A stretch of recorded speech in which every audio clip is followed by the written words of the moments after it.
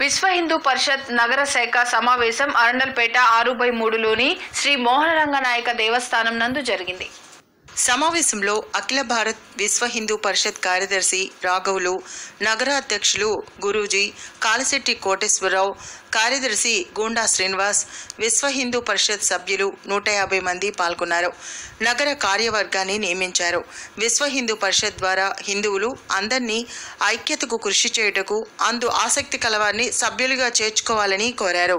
హిందూ ధర్మము దేవాలయాలతో ముడిపడి ఉన్నదని, కావున దేవాలయాల్లో భక్తుల కమిటీ ఏర్పాటు చేసుకోవాలని కోరారు.